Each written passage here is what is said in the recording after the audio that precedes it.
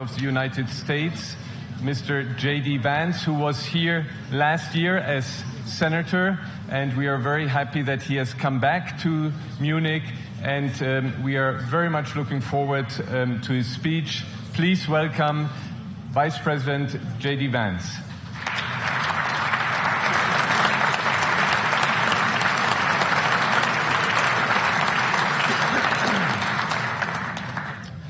Well, thank you, and thanks to all the gathered delegates and luminaries and media professionals, and thanks especially to the host of the Munich Security Conference for being able to put on such an incredible event. We're, of course, thrilled to be here. We're happy to be here. And, you know, one of the things that I wanted to talk about today is, of course, our shared values. And, you know, it's great to be back in Germany. As you heard earlier, I was here last year as United States Senator. I saw Foreign Secretary David Lammy and joked that both of us last year had different jobs than we have now. But now it's time for all of our countries, for all of us who have been fortunate enough to be given political power by our respective peoples, to use it wisely to improve their lives. And I want to say that, you know, I was fortunate in my time here to spend some time outside the walls of this conference over the last 24 hours.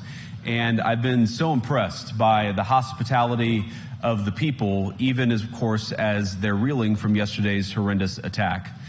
And the first time I was ever in Munich was with my wife, actually, who's here with me today, on a personal trip. And I've always loved the city of Munich, and I've always loved its people. And I just want to say that we're very moved, and our thoughts and prayers are with Munich and everybody affected by the evil inflicted on this beautiful community. We're thinking about you, we're praying for you, and we will certainly be rooting for you in the days and weeks to come. Now, thank you.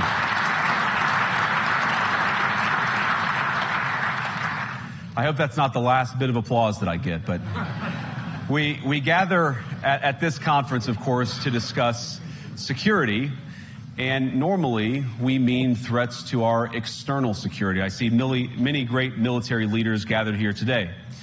But while the Trump administration is very concerned with European security and believes that we can come to a reasonable settlement between Russia and Ukraine, and we also believe that it's important in the coming years for Europe to step up in a big way to provide for its own defense, the threat that I worry the most about vis-a-vis Europe is not Russia, it's not China, it's not any other external actor.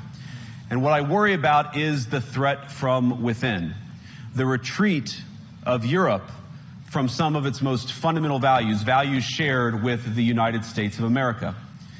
Now, I was struck that a former European commissioner went on television recently and sounded delighted that the Romanian government had just annulled an entire election. He warned that if things don't go to plan, the very same thing could happen in Germany, too. Now, these cavalier statements are shocking to American ears. For years, we've been told that everything we fund and support is in the name of our shared democratic values. Everything from our Ukraine policy to digital censorship is billed as a defense of democracy. But when we see European courts canceling elections and senior officials threatening to cancel others, we ought to ask whether we're holding ourselves to an appropriately high standard. And I say ourselves because I fundamentally believe that we are on the same team. We must do more than talk about democratic values, we must live them.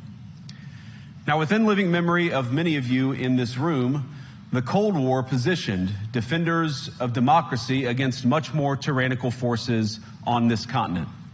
And consider the side in that fight that censored dissidents, that closed churches, that canceled elections. Were they the good guys? Certainly not. And thank God they lost the Cold War. They lost because they neither valued nor respected all of the extraordinary blessings of liberty. The freedom to surprise, to make mistakes, to invent, to build. As it turns out, you can't mandate innovation or creativity, just as you can't force people what to think, what to feel, or what to believe. And we believe those things are certainly connected. And unfortunately, when I look at Europe today, it's sometimes not so clear what happened to some of the Cold War's winners. I look to Brussels, where EU commissars warn citizens that they intend to shut down social media during times of civil unrest the moment they spot what they've judged to be, quote, hateful content. Or to this very country, where police have carried out raids against citizens suspected of posting anti-feminist comments online as part of, quote, combating misogyny on the internet, a day of action. I look to Sweden, where 2 weeks ago the government convicted a Christian activist for participating in Koran burnings that resulted in his friend's murder. And as the judge in his case chillingly noted, Sweden's laws to supposedly protect free expression do not, in fact, grant, and I'm quoting, a free pass to do or say anything without risking offending the group that holds that belief. And perhaps most concerningly, I look to our very dear friends, the United Kingdom, where the backslide away from conscience rights has placed the basic liberties of religious Britons in particular in the crosshairs. A little over 2 years ago, the British government charged Adam Smith Connor, a 51-year-old physiotherapist and an Army veteran, with the heinous crime of standing 50 meters from an abortion clinic and silently praying for 3 minutes. Not obstructing anyone, not interacting with anyone, just silently praying on his own. And after British law enforcement spotted him and demanded to know what he was praying for, Adam replied simply, it was on behalf of the unborn son he and his former girlfriend had aborted years before. Now, the officers were not moved. Adam was found guilty of breaking the government's new buffer zones law, which criminalizes silent prayer and other actions that could influence a person's decision within 200 meters of an abortion facility. He was sentenced to pay thousands of pounds in legal costs to the prosecution. Now, I wish I could say that this was a fluke, a one-off crazy example of a badly written law being enacted against a single person. But no, this last October, just a few months ago, the Scottish government began distributing letters to citizens whose houses lay within so-called safe access zones, warning them that even private prayer within their own homes may amount to breaking the law. Naturally, the government urged readers to report any fellow citizens suspected guilty of thought crime. In Britain and across Europe, free speech, I fear, is in retreat. And in the interest of comedy, my friends, but also in the interest of truth, I will admit that sometimes the loudest voices for censorship have come not from within Europe, but from within my own country, where the prior administration threatened and bullied social media companies to censor so-called misinformation. Misinformation like, for example, the idea that coronavirus had likely leaked from a laboratory in China. Our own government encouraged private companies to silence people who dared to utter what turned out to be an obvious truth. So I come here today not just with an observation, but with an offer. And just as the Biden administration seemed desperate to silence people for speaking their minds, so the Trump administration will do precisely the opposite, and I hope that we can work together on that. In Washington, there is a new sheriff in town, and under Donald Trump's leadership, we may disagree with your views, but we will fight to defend your right to offer it in the public square, agree or disagree.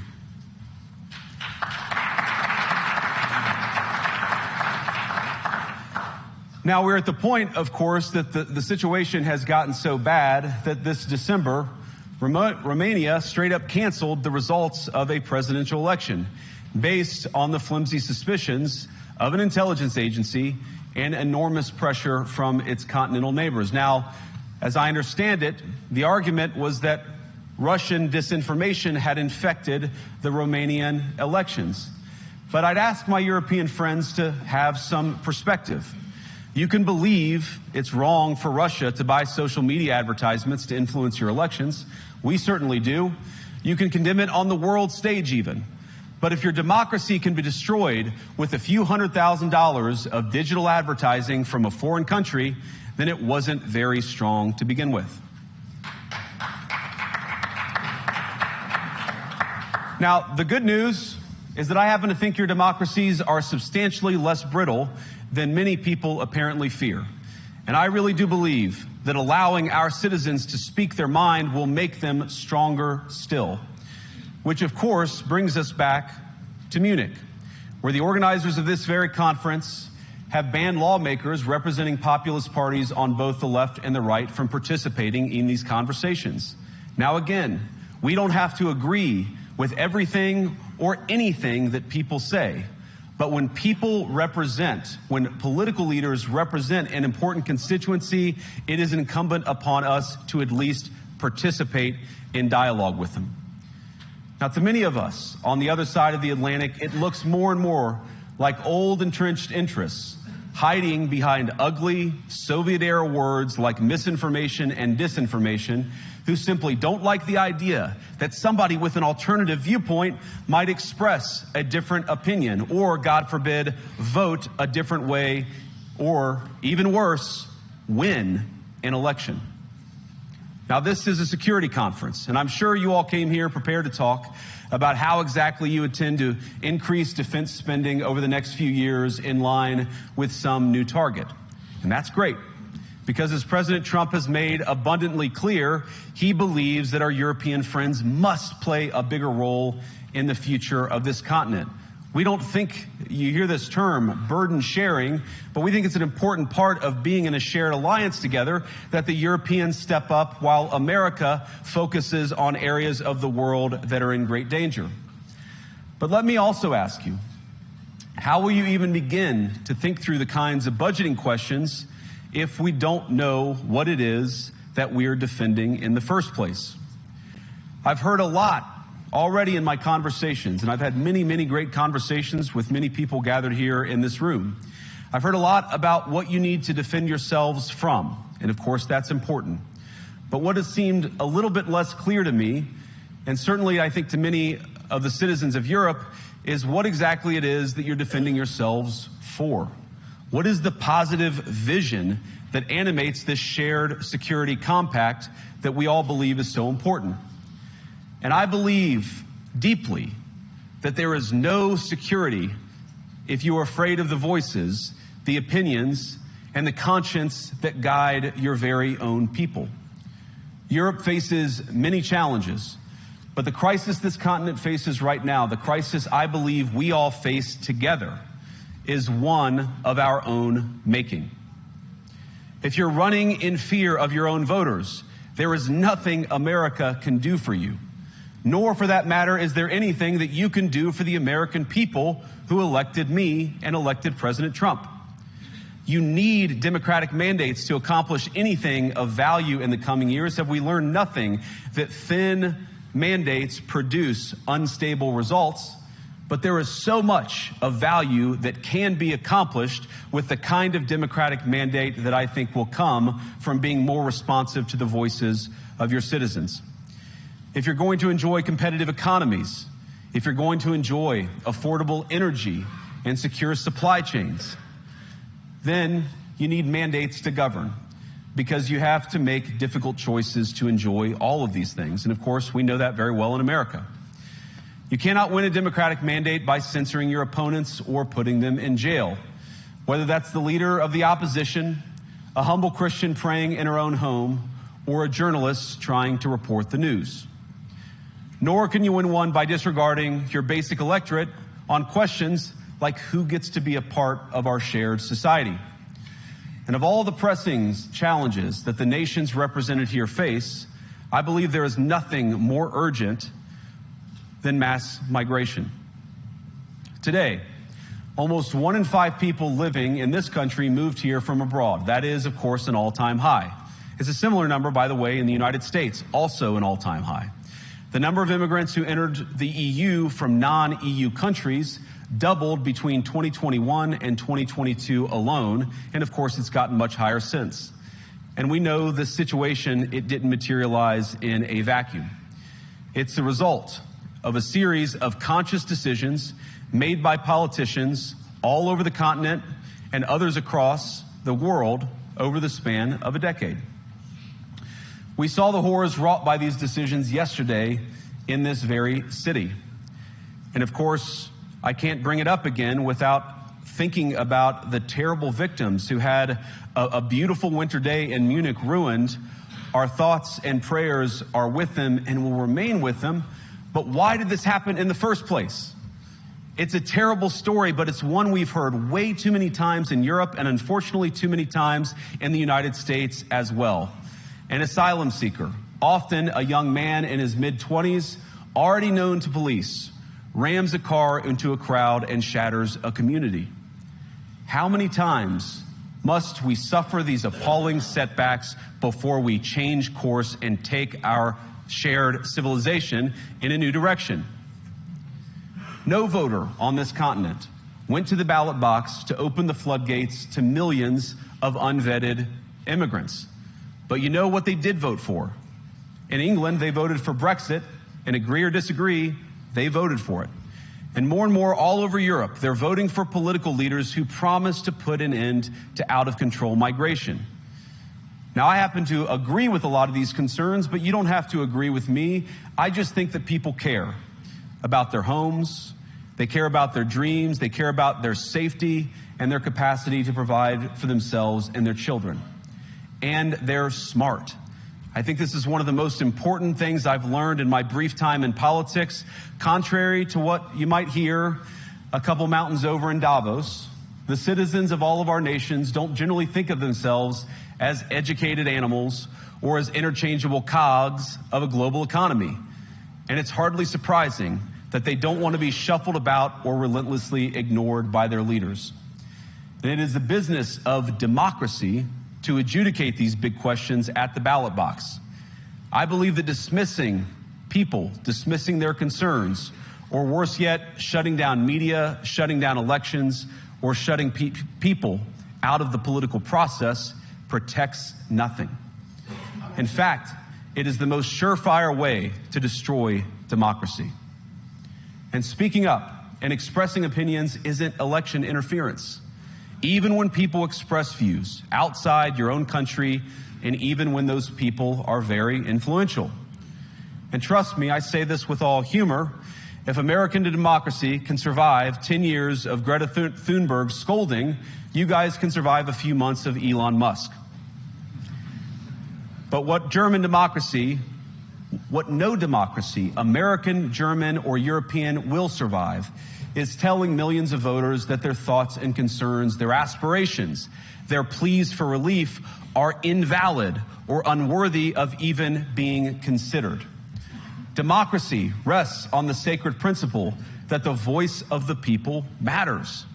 There's no room for firewalls.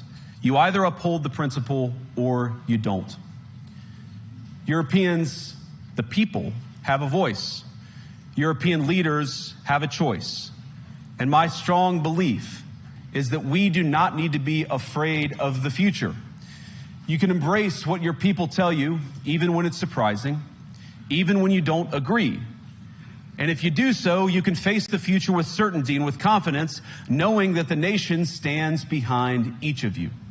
And that, to me, is the great magic of democracy. It's not in these stone buildings or beautiful hotels. It's not even in the great institutions that we have built together as a shared society. To believe in democracy is to understand that each of our citizens has wisdom and has a voice. And if we refuse to listen to that voice, even our most successful fights will secure very little. As Pope John Paul II, in my view, one of the most extraordinary champions of democracy on this continent or any other, once said, "Do not be afraid." We shouldn't be afraid of our people, even when they express views that disagree with their leadership. Thank you all. Good luck to all of you. God bless you.